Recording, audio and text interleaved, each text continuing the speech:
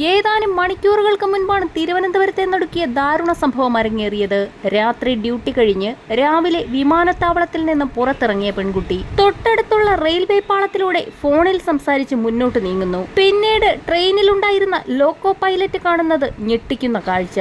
Train അടുത്തേക്ക് പാഞ്ഞെടുക്കുന്നത് കണ്ട പെൺകുട്ടി പെട്ടെന്ന് ട്രാക്കിന് കുറുകെ തല വെച്ച് കിടക്കുന്നു. ലോക്കോ പൈലറ്റിനാകട്ടെ ഒന്നും ചെയ്യാൻ കഴിയാത്ത നിസ്സഹായ അവസ്ഥ.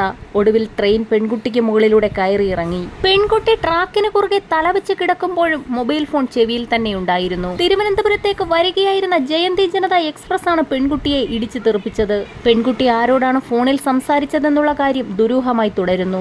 ഒറ്റനോട്ടത്തിൽ പെൺകുട്ടിയുടേത് ആത്മഹത്യയാണെന്ന് തോന്നും. ലോക്കോ പൈലറ്റ് ഉടൻ തന്നെ വിവരം സ്റ്റേഷൻ ഓഫീസറെ അറിയിക്കുന്നു. തുടർന്ന് പോലീസ് നടത്തിയ അന്വേഷണത്തിലാണ് ഞെട്ടിക്കുന്ന സംഭവത്തിന്റെ ചുരുളഴിഞ്ഞത്. തിരുവനന്തപുരം വിമാനത്താവളത്തിലെ IB ഉദ്യോഗസ്ഥയായ മേഘ എന്ന 25-കാരിയാണ് ഇന്നലെ മരിച്ച നിലയിൽ കണ്ടെത്തിയത്. എമിഗ്രേഷൻ വിഭാഗത്തിലെ ഉദ്യോഗസ്ഥയായിരുന്ന 25-കാരിയായ മേഘ 1 വർഷം മുൻപാണ് എമിഗ്രേഷൻ വിഭാഗത്തിൽ ജോലിയിൽ പ്രവേശിച്ചത്. പത്തനംതിട്ട കൂടൽ കാരക്കാക്കുഴി സ്വദേശിയാണിത്. മരണത്തിന് പിന്നാലെ സഹപ്രവർത്തകർ പങ്കുവച്ച വിവരങ്ങളിൽ നിന്നാണ് ചില ദുരൂഹതകൾ ഉണ്ട് എന്നുള്ള കാര്യം കുടുംബം അറിഞ്ഞത്. ഇതോടെയാണ് അവർ പോലീസിനെയും IBയെയും അന്വേഷണത്തിനായി സമീപിച്ചത്. മലപ്പുറം സ്വദേശിയുമായി പെൺകുട്ടിക്ക് ബന്ധമുണ്ടായിരുന്നെന്ന് ബന്ധുക്കൾ തന്നെ വ്യക്തമാക്കി. ഇയാളുമായുള്ള സൗഹൃദത്തെക്കുറിച്ച് കുടുംബത്തോട് മേഘ പറഞ്ഞിരുന്നു.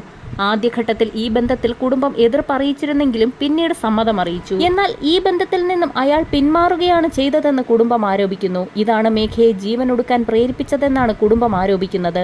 സഹപ്രവർത്തകർ ഉൾപ്പെടെ ഇക്കാര്യം ശരിവെക്കുന്നു. എന്നാൽ ട്രെയിനിടിച്ചുണ്ടായ ദുരന്തത്തിൽ പെൺകുട്ടിയുടെ ഫോൺ പൂർണ്ണമായും തകർന്നു. ഈ സാഹചര്യത്തിൽ സൈബർ പോലീസിന്റെ സഹായത്തോടെ വിവരങ്ങൾ വീണ്ടെടുക്കാനും ഫോൺ ചെയ്തത് ആരെയാണെന്ന് കണ്ടെത്താനുമാണ് പോലീസ് ശ്രമിക്കുന്നത്.